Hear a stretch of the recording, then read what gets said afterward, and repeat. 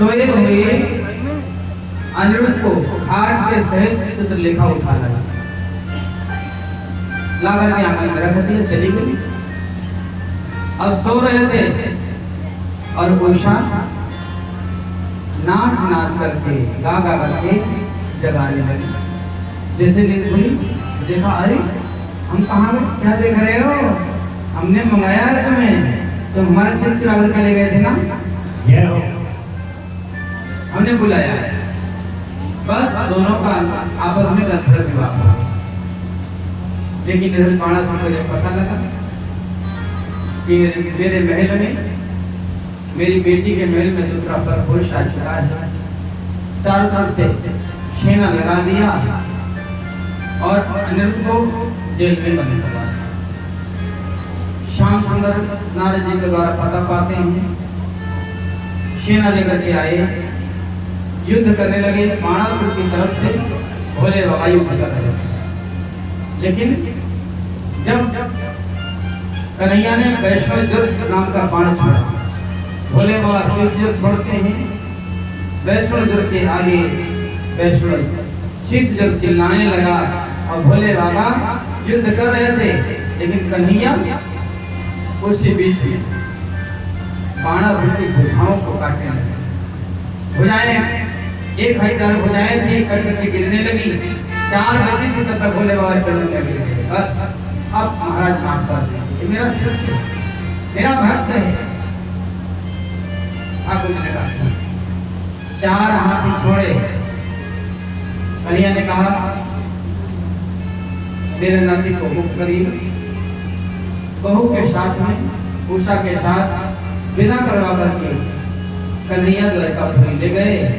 अब बताइए, बेटा गया था छोटा सा, बड़ा आया तो बहू लेकर के आया, नाती हुआ तो नाती भी रात में गायब हो गया और जब आया तो बहू लेकर के आया। क्यों ऐसा हो रहा है भाई? कन्हैया भी तो रुक्मिणी को हरण करके लाए थे ना, तो जब वे भाग के ले आए तो उसी तरह से विधान से विवाह नहीं हो रहा है। क्या हो रहा है? लाते हैं घर में विवाह हो रहा है। इसीलिए सब लोग डरते हैं गृहस्थी लोग कि भैया विवाह अच्छे तरीके से होना चाहिए। ये बेटा भगा करके ले आया कहीं से, अब उसके जब बेटा बेटी होंगे तो दूसरे लोग सोचेंगे भैया इसका कोई ठीक नहीं है, ये तो भगा करके लाया था, इसका तो नाम बदनाम है। तो जब उसके छोरा का ब्याह कोई नहीं करेगा, उसका छोरा भी इसी तरह से लाएगा, ये परंपरा चल जाती है। इसीलिए कुल की मर्यादा पर ध्यान रखना चाहिए। इसी प्रकार से अनिरुद्ध का दूसरा भी विवाह हुआ। दूसरा विवाह दुर्योधन की नातनी से हुआ, जिसमें बहुत लड़ाई झगड़ा हुआ। इसी प्रकार से अनेक विवाह हुए नाती और बेटों के। इसी प्रकार से श्री सुखदेव जी महाराज कथा सुना रहे थे, बहुत लंबा परिवार हो गया है। एक दिन की बात है, नारद जी सोचने लगे कि भगवान का इतना बड़ा परिवार है, इतनी रानियां हैं, किस घर में रहते होंगे अकेले, कैसे संभालते होंगे? भगवान का गृहस्थी दर्शन करना चाहिए, गृहस्थ में कैसे रहते हैं। तो नारद जी चल दिए द्वारकापुरी। श्रीमान नारायण नारायण नारायण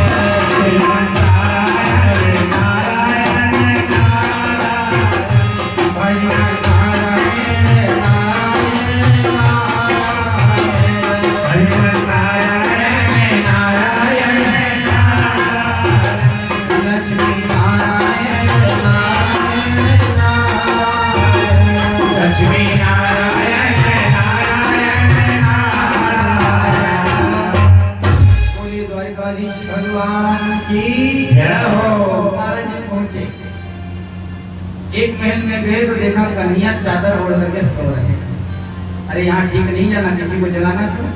चलो दूसरे महल में गए तो वही कन्हैया द्वारकाधीश स्नान करते दिख रहे थे। झांक करके देखते स्नान कर रहे थे, यहाँ जाना ठीक नहीं। दूसरे महल में गए तो कन्हैया चुपचाप भगवान की बैठ करके पूजा कर रहे हैं। कोई पूजा में लग रहा हो, डिस्टर्ब करना ठीक नहीं है और आगे बढ़े। तो श्याम सुंदर छोटे छोटे बालकों के साथ में, नातियों के साथ में बैठे थे, कुछ सिखा पढ़ा रहे थे। जैसे नारद जी पहुंचे अंदर, आइए आइए बाबा आइए, आपका स्वागत है। चलो बालकों को प्रणाम करो, महाराज को प्रणाम करो, आशीर्वाद लो, लाओ महाराज को जलपान करवाओ। जलपान किए, प्रणाम किए, नारद जी फिर चल दूसरे महल में जाते। तो क्या देखा, अपनी रानियों के साथ बैठे थे। जैसे प्रवेश किए, महाराज की जय हो, अरे आइए आइए महाराज आइए, लो महाराज को आसन लगाओ। आसन लगाए, धूप की बच्चे से पूजन किए, पैर धोए, पूरे महल में छिड़के, महाराज आज हम लोग धन्य हो गए। कुछ जलपान हुआ, नारद जी फिर कर दिए, दूसरे महल में गए। तो इसी तरह से भगवान को अलग अलग मुद्रा में दर्शन करा। अब जिस महल में गए तो देखा बहुत अच्छा भवन बना है, सत्संग भवन। उसमें बहुत से साधु महात्मा बैठे हैं और ठाकुर जी, बच्चे हैं, रानियां हैं, स्वयं बैठे हैं, सत्संग सुन रहे हैं। अंदर प्रवेश की, आइए आइए महाराज, इधर आ जाइए, इधर बैठिए, आइए। बस सत्संग चल रहा था, भगवान सत्संग सुन रहे, नारद जी बैठे, तो सत्संग चल रहा था। तो सत्संग में क्या होता है, 10-20 मिनट जो बोलने वाले लोग होते हैं उनको समय दिया जाता है, अपनी बुद्धि के अनुसार लोग सुनाते हैं। एक महात्मा सुना रहे, हे श्रोता बंधुओं, हे सत्संग प्रेमी, देखिए भैया, ये मनुष्य का शरीर बार बार नहीं, कैसे बताए, अरे पूर्व जन्म के कर्मों से नर देही जग में पाता है, और वादा करके राम भजन का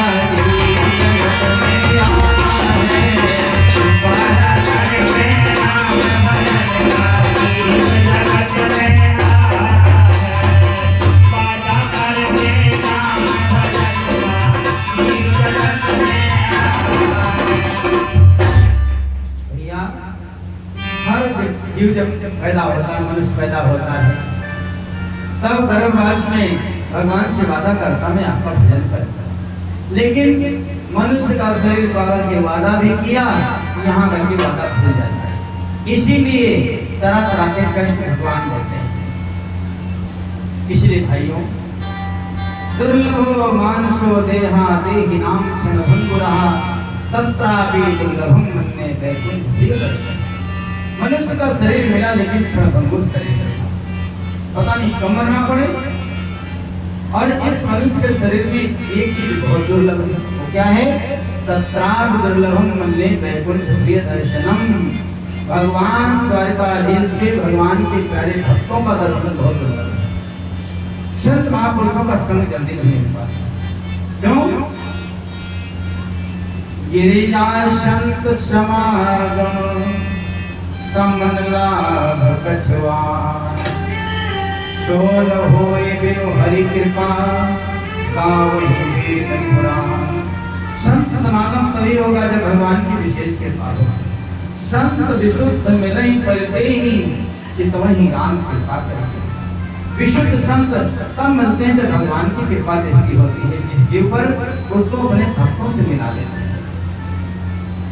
इसीलिए भैया भगवान की विशेष कृपा हुई, सब साधु महात्मा बैठे, सब लोग दर्शन कर रहे हैं। ये सब लोगों के पुण्य का प्रभाव है, धर्म धर्म का प्रभाव है। इसलिए भाइयों, दुनिया में सब कुछ मिल सकता है।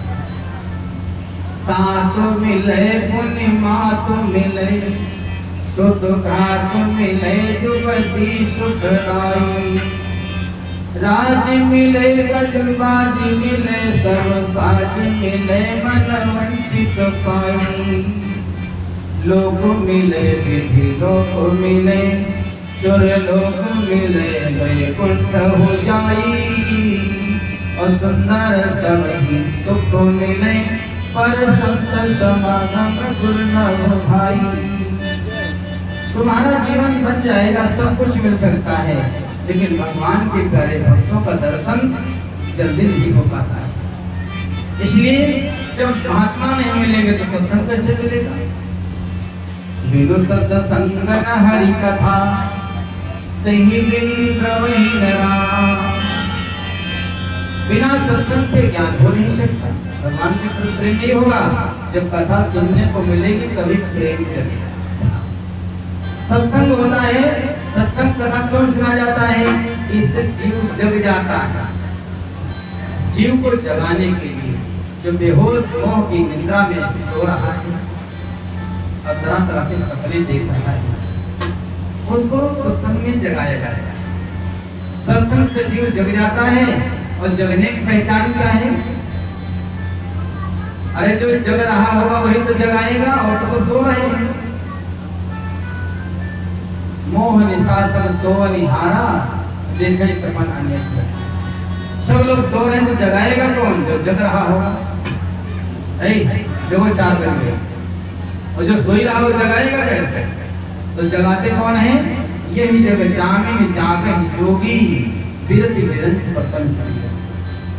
भगवान के प्यारे संत जगते हैं और संसार में आसक्त पुरुषों को ज्ञान दे करके चलते हैं। इसीलिए जड़ जीवन को करहि सचेता, जगमह विचरत है यही। इसीलिए संसार में विचरण करते हैं, संसार आसक्त पुरुषों को सचेत करते हैं। अरे भैया जग जाओ, बुढ़ापा आ गया, 4 पन बीत गए, मानो 4 पहाड़ रात्रि के बीत गए। चौथे पहाड़ में तो जग जाना चाहिए ना। सुबह सो गए, शाम तक सोते रहे। अरे भैया अभी थोड़ा दिन है, जग जाओ, अभी 4 बजे, अभी 2 घंटा दिन है। अभी तुम जहाँ पहुँचना चाहते हो पहुँच सकते हो, नहीं तो रात्रि हो जाएगी, तब आगे सफर कैसे होगा?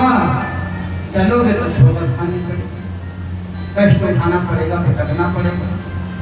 इसलिए भैया अब जग जाओ। जगाते हैं तो जगाते हैं, जो जाग जाता है उसकी क्या पहचान? जानो तबहि जीव जग जागा, जब सब विषय विलास। संसार के विषयों से वैराग्य हो जाए, भगवान की तरफ मन लगने लगे।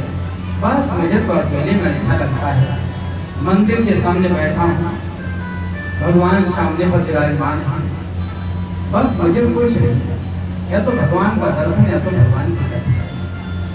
और जब प्यास जगती है, दर्शन की अभिलाषा जगती है, तो व्यक्ति घर जा करके, प्यासे व्यक्ति को कुछ अच्छा नहीं लगता है, उसको सब सामान दे दो नहीं अच्छा लगेगा, उसको पानी चाहिए। इसी प्रकार से जब भगवान के प्रति प्रेम जगता है, उसे संसार के लोग सब बैरी लगते हैं, घर के लोग दुश्मन के समान लगते हैं।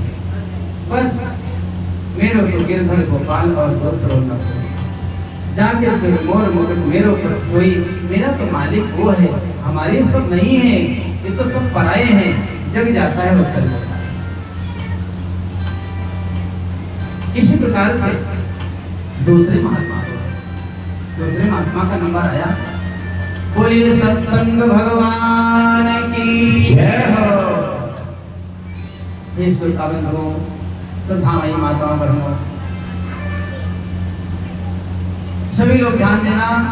वो महात्मा कह रहे हैं कि भैया मनुष्य का शरीर मिला है, जिसको ऐसे पशुओं की तरह मत करो, कीट पतिंगों की तरह मत इसको बिताइए, सचेत हो जाइए, घबराइए मत।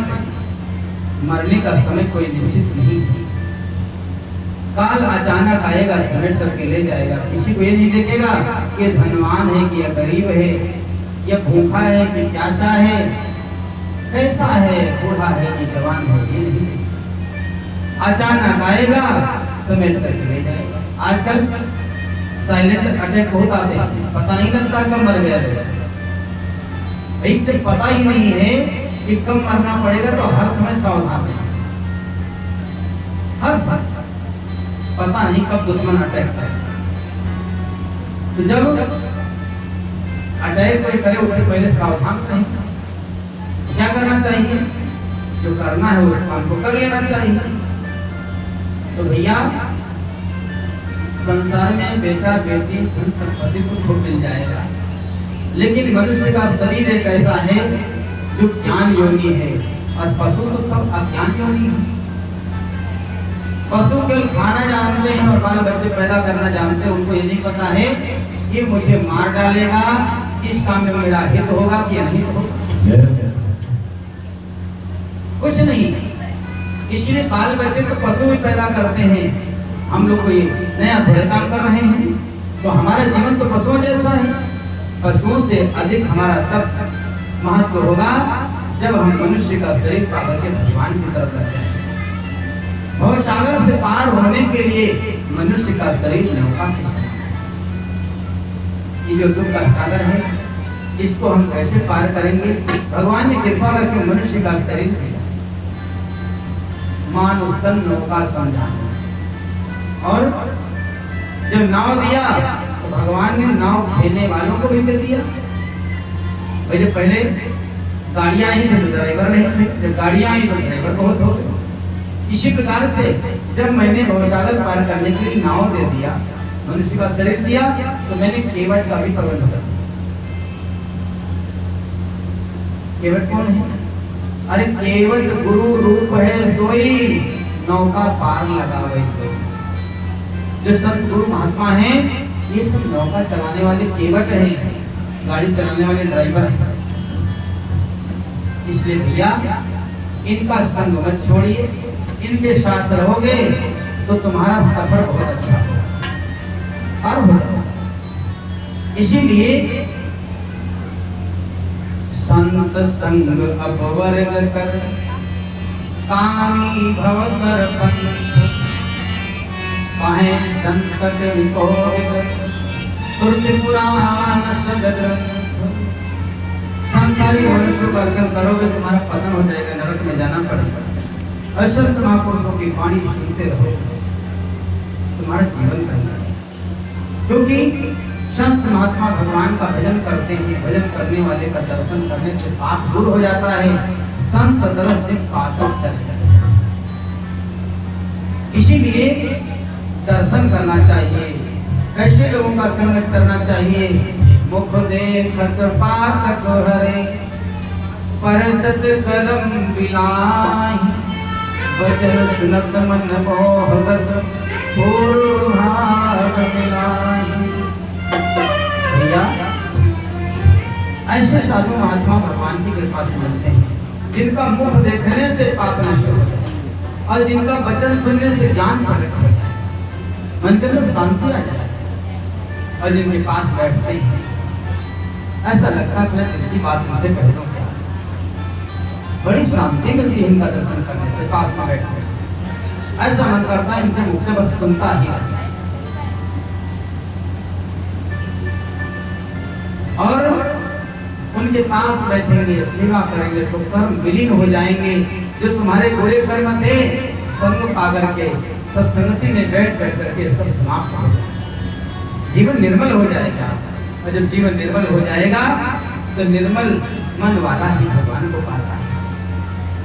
क्योंकि मन तो बहुत दूषित है, बहुत गंदा है। कबीरा ये मन मलिन है, धोए न छूटे रंग, या छूटे हरि भजन से या साधु के संग। इन मन निर्मल तभी होगा या तो साधु का संग मिले या तो कथा मिले। लेकिन जब महात्मा नहीं मिलेंगे तो ना कथा मिलेगी ना सत्संग मिलेगा।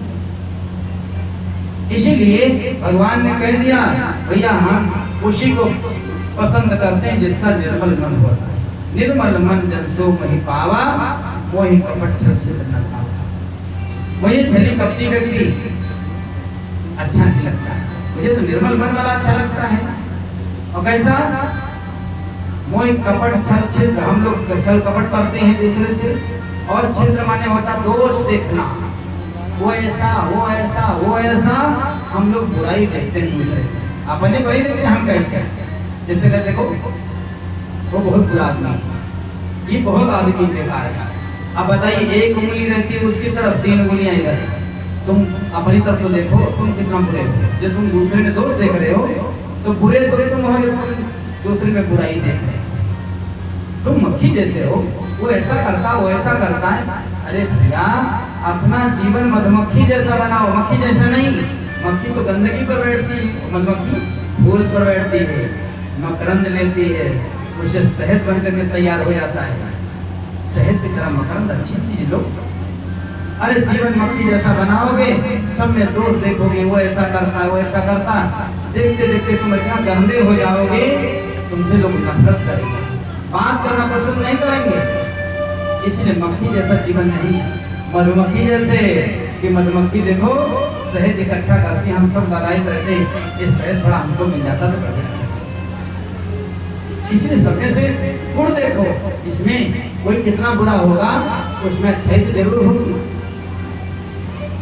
जैसे एक जगह पर बहुत से बालक साथ में थे, कन्हैया के साथ निकले, एक कुत्ता मरा पड़ा था।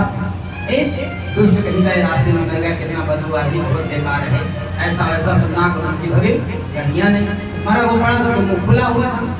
तो कन्हैया ने कहा वाह भैया, इसके दांत देखो कितना अच्छा चमक रहे हैं, चंदा की तरह चमक रहे हैं। यार तुम कन्हैया कैसी बात करते हो? देखो भैया मेरे को सब जगह पर अच्छाई दिखती, जो जैसा होता है ना, गंदे आदमी को सब में गंदगी दिखती है और अच्छे व्यक्ति को सब में अच्छाई दिखती।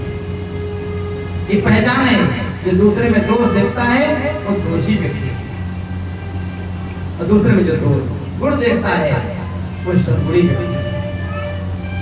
माता पिता की, गुरु की, साधु की जो निंदा करते हैं वो महादोष है। इनमें क्या दोष देख रहे हो? अरे दोष तो सब में होते हैं, दोष क्या देखना?